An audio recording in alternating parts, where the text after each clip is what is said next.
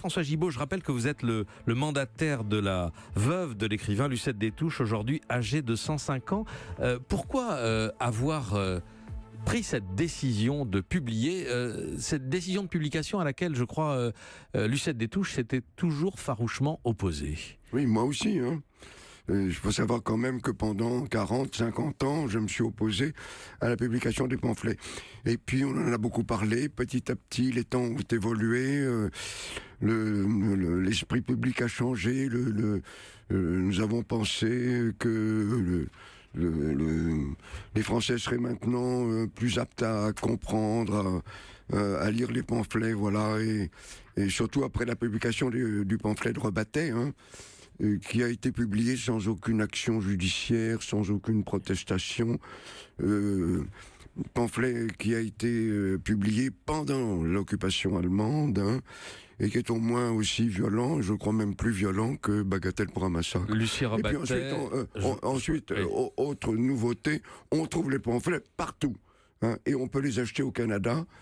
Et on peut les trouver naturellement d'occasion dans toutes les librairies. Voilà. Alors on va reprendre ces arguments point par point avec Serge Klersiel qui vous fait face. Simplement, vous avez dit les temps ont changé, les esprits ont évolué. Il vous a pas échappé qu'il y a une résurgence de l'antisémitisme aujourd'hui. La question du moment n'est pas anodine, elle n'est pas négligeable. D'abord, on ne les publiera pas demain. C'est une décision de principe qui a été prise. Madame Céline, qui n'avait pas de contrat avec Gallimard pour les pamphlets, a seulement signé à transférer le copyright à Gallimard, premièrement. Donc on va voir, on va travailler sur l'édition, c'est pas pour demain. Oui, il y a un appareil critique qui est en cours de préparation, mais ce sera dans les prochains mois, sans doute dans l'année, si j'ai bien compris, non? Non, pas du tout. Non, certain. Non. C'est un gros travail. Pierre Assouline va faire une préface qui sera forcément longue, très documentée. Je crois qu'il n'a pas commencé. On va pas publier dans la précipitation. Serge Klersiel, votre point de vue à présent. Monsieur François Gibault, vous avez dit que les temps ont évolué. Effectivement, maintenant on tue des juifs en France de sang-froid, on tue même des enfants de sang-froid, et puis vous n'avez qu'à regarder la rue pour savoir si la société française est immunisée contre l'antisémitisme. Vous avez des policiers dans la rue, vous avez des policiers devant les synagogues, vous avez des cérémonies telles que l'hypercacher, où on voit le président de la République, où on voit le Premier ministre. Les temps ont évolué, mais très défavorablement, ces temps ont évolué. Donc, ce n'est pas un argument, loin de là, c'est un argument qui va dans le sens inverse. Et puis, c'est une agression contre nous, contre les Juifs de France.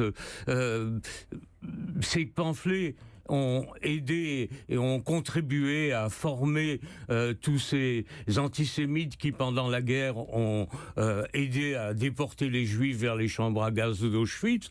Et puis, c'est extrêmement dangereux parce que ces pamphlets sont très talentueux et que un appareil critique, et je sais ce que c'est qu'un appareil critique puisque j'étais dans le jury de la thèse de Monsieur Régis Tétamanzi, qui a fait l'appareil critique de l'édition au Canada, puisque au Canada c'est tombé dans le domaine public. Aucun appareil critique ne tient le coup devant le torrent célinien. Et tous les préjugés des années 30 contre les Juifs se retrouvent dans l'œuvre anti-juive de Céline.